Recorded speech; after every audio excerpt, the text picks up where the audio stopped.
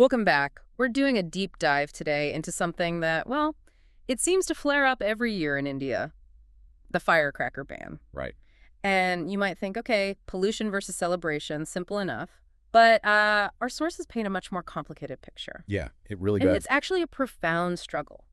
You've got the right to clean air, a fundamental right, clashing head on with another fundamental right, the right to earn a living. Exactly. That's the core mission for us today. Hmm. Looking at this tension, you have Delhi's, frankly, terrifying air pollution crisis, Especially around Diwali. especially then. Yeah. And you weigh that against the economic survival of, what, nearly 500,000 people? Yeah, 500,000 marginalized workers down in Sivakasi who make these things. So we're exploring what happens when policy tries to juggle environmental protection, which is urgent, with social equity, which is, well, foundational. We'll dig into this idea of the environmental justice paradox, and we'll look at the government's proposed fix these green crackers. Are they a real solution? Or maybe just kicking the can down the road, delaying tackling the bigger systemic pollution issues. It forces you to confront these two stark realities, doesn't it? The desperate need for breathable air in the north. Versus the desperate need for jobs, for wages in the South. A real dilemma. Okay, let's unpack this. Let's start with the environmental side, the crisis that really forced the issue.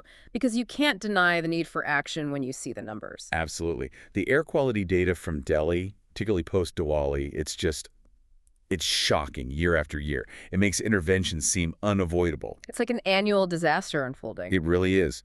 Our sources pointed out that in 2025, after Diwali, the PM 2.5 levels hit 488 micrograms per cubic meter. 488. Wow. Yeah, that was a 5-year peak. And maybe more importantly, it was over 3 times the pollution level from just before the festival began. 3 times higher? I mean, that's staggering. And doctors are pretty blunt about what that means, aren't they? They are. They've used this analogy, breathing Delhi's air during those peaks is like smoking about 10 cigarettes a day. 10 cigarettes a day. Just breathing. Just breathing. That comparison alone tells you why the courts felt they absolutely had to step in. Right. Because we're not just talking about discomfort. These are acute health threats. Definitely. Worsening asthma, bronchitis, COPD becoming much more severe, and a real jump in heart disease risk, especially hitting the elderly and, poorer communities who often can't just seal themselves indoors. And the impact on kids. That's always the most worrying part. There was a specific study you mentioned, right? Comparing Delhi kids to rural kids. Yes, a significant one. It found respiratory problems were way higher in urban children, about 32.1% compared to 18.2% in the rural control group. That's a huge difference. It is. And crucially, this study showed a clear, statistically significant link between high PM10 levels and lower respiratory symptoms, or LRS. So it's not just a cough, it's doing deeper damage. It suggests potential long-term structural damage, affecting how kids develop. It's serious stuff. Now, we know the big culprits for Delhi's year-round smog are things like vehicles, road dust, construction, stubble burning. The usual suspects, yeah. But firecrackers, they bring something different to the table, don't they? A unique kind of toxic punch. Exactly. It's the concentration. You get this intense burst of really nasty stuff. Toxic heavy metals like lead, for example, plus poisonous gases, sulfur oxides, nitrogen oxides. And that stuff doesn't just vanish when the smoke clears, right? The heavy metal? When they settle, they get into the soil, into water sources, even into crops. That's bioaccumulation. So even if the air clears up relatively quickly, say in a few days, as some studies suggest, the contamination lingers. Creating longer-term environmental issues. Which, brings us right back to the paradox. Because the moment policy tries to protect those lungs up north. It crashes straight into this massive economic and social reality down south. Precisely. We need to talk about Sivakasi in Tamil Nadu. The heart of India's fireworks industry. This is where that sociological tension really comes into focus. Right. What are we talking about in terms of people's dependence on this industry? It's immense. We're looking at around 5 lakh people. That's 500,000 mostly marginalized workers employed in and around Virudhunagar district. 500,000 jobs. Often low-skilled work, many from lower castes, a significant number of women. When you talk about a total ban, you're talking about potentially wiping out their livelihoods almost overnight. And this isn't just numbers on a spreadsheet. There's that idea from Polanyi, the economic historian. Right, Karl Polanyi. His point was that economic activity isn't separate from society. It's deeply embedded in social and cultural life. You can't just surgically remove one part without affecting everything else. So what does that mean when you try to ban fireworks completely? It means a simple ban often fails because it ignores how deeply embedded this industry is. The workers don't just vanish. They get pushed into even more precarious situations, the informal sector, maybe unsafe jobs, or just deeper poverty. So you might solve one problem, air pollution, but potentially create or worsen another, like worker exploitation or destitution. Exactly. It's a trade-off, and often a very harsh one for the most vulnerable. And then there's the whole cultural angle. Fireworks aren't just widgets. Not at all. They're woven into the fabric of Diwali, other festivals, even weddings sometimes. They're part of collective identity, part of ritual solidarity. So when the state tries to ban them, it's not just an economic regulation. It triggers cultural resistance. People see it as infringing on their freedom, their religious and cultural expression. It becomes a much bigger fight than just about pollution. And there's another layer, too, from a conflict theory view. Something about who wins and who loses from a ban. Yeah, the critique there is that a blanket ban, even if it seems fair on the surface, can actually worsen inequality. It can lead to market monopolization. How does that work? Well, think about it. Who can afford to suddenly switch to, say, a new government-approved, maybe more expensive technology? Or pivot their factory to make something else entirely? Usually the big companies, the ones with capital. Exactly. The large firms can absorb the costs, meet the new standards. But the thousands of small, family-run units, the ones often employing the poorest workers, they might not have the resources. They can't make the switch. So they go under or operate illegally, while the big players potentially consolidate their market share. That's the argument. It becomes, as one source put it, capital accumulation at the expense of marginalized labor.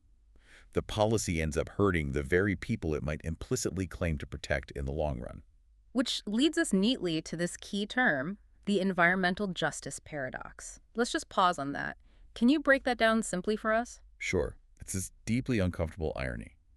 You have one group of marginalized people, the workers in Sivakasi, doing often dangerous work Risky labor, yeah. to produce something that then travels hundreds of miles to disproportionately harm another group of marginalized people, the urban poor in Delhi, who breathe the worst of the pollution because of where they live, lack of access to health care, etc. So both groups are caught in a system that's failing them in different ways. Precisely. It highlights a systemic failure, not just an isolated problem. And this feeds into that criticism we hear that firecrackers are kind of the soft target. I love that phrase from one source. The shit cherry on top of a shit cake. Exactly. It really resonates because it captures that frustration. People acknowledge, yes, the cracker spike is bad, it's acute, it's dangerous. You can't ignore 488 PM 2.5. No way. But they also argue it's not the root cause of the chronic pollution nightmare. And focusing heavily on crackers can sometimes feel like a way to deflect focus from tackling the really hard, politically messy stuff. Like the stubble burning, the industrial emissions, the constant vehicle pollution. The things that require massive systemic change, huge investment, and political will that might be, well, lacking. Okay, so faced with this impossible balancing act, the judiciary stepped in. They tried to find some kind of middle way. Right. Both the Supreme Court and the National Green Tribunal, NGT, were looking for this balanced approach, trying to uphold the right to life, clean air, without completely sacrificing the right to livelihood. And that led to this policy around green crackers. Correct. They didn't maintain a total ban, but allowed a conditional relaxation for these green crackers, developed by a government research institute, CSR in Erie. Okay, what actually makes a cracker green? Or, let's be honest, greener? It's mostly about the chemical formula. They replace some of the most harmful ingredients, especially barium nitrate, which is highly toxic. What do they use instead? Things like strontium nitrate, other less polluting oxidizers. The claim is that this reduces particulate matter emissions by around 30–35%. So not zero emissions, but a significant reduction. A harm reduction strategy, essentially. Pretty much. And the courts didn't just stop at the chemistry. They laid down some pretty strict rules for their sale and use, too. Right, trying to control the how and when. Exactly. Things like they could only be sold by licensed traders, from specific designated spots, no random street sales, Okay. and very specific time windows for bursting them, like I think it was 6 a.m. to 7 a.m. and then 8 p.m. to 10 p.m. on just a couple of festival days. Very tight windows. And they banned certain types. Yes, crucial one. They banned the Loris, those long chains of firecrackers that go on forever. And importantly, no online sales, no e-commerce, Yeah. trying to keep it contained. The intention seems clear: limit the scale, limit the duration, limit the toxicity. But the big question is, does it actually work on the ground? Is it enforceable? And that's the million-rupee question, isn't it? Like, if you ban Loris, do people just buy 10 small packets and tie them together? Or worse, does the ban on conventional toxic crackers just push sales underground? Into the gray market. Exactly. Our sources confirm that's a huge problem.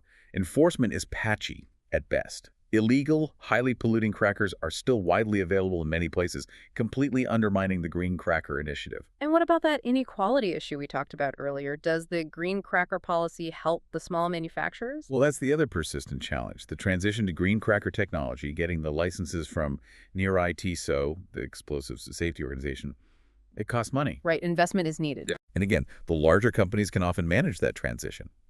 But many of the smaller units, the ones employing the most vulnerable workers, they struggle to afford it. So the economic disparity continues, even with this supposed solution.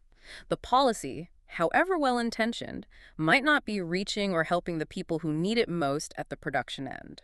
It seems that way. The struggle continues for those small-scale units and their workers. Okay, so wrapping this up, what's the big picture takeaway for you, for our listeners? This whole firecracker issue feels like a snapshot of India's bigger development challenges. It really is. A microcosm, as you said. It forces us to confront the need for environmental protection, absolutely critical public health, preserving cultural practices, and ensuring economic justice for 500,000 workers, all at the same time. It's a wickedly complex equation. And the sources suggest there's no simple answer, like just banning everything or just letting everything go.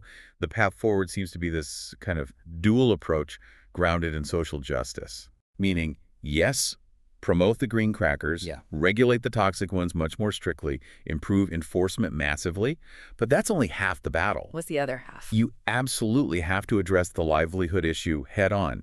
That means real financial support for the Sivakasi workers and manufacturers. Things like subsidies, maybe soft loans to help them transition. And not just financial aid, but options, right? Exactly. Active programs for skill development, retraining, helping people pivot to other industries that might be growing in the region. The sources mention things like LED manufacturing, maybe toy making, packaging, creating viable alternatives. So support the transition, don't just mandate it and walk away. That's key for social cohesion. It seems essential. Otherwise, the cycle of poverty and marginalization just continues. This raises an important question, and maybe this is something for you, the listener, to really think about. We've talked about firecrackers being the soft target, the visible tip of the pollution iceberg compared to the huge ongoing issues like stubble burning or vehicle emissions. The systemic stuff. So the question is, what does genuine environmental and social justice demand here? Does it mean prioritizing the politically tough, expensive fight against those big, persistent polluters first? Even if it's harder and takes longer. Yeah. Or is it right to tackle the visible harm from crackers immediately, even if it risks devastating a marginalized industry that's already struggling to adapt? Where should the political will, the resources, really be focused to achieve the fairest outcome for everyone involved? What's the true cost of continuing to focus on the cherry while maybe ignoring the state of the cake underneath? That's something to really mull over.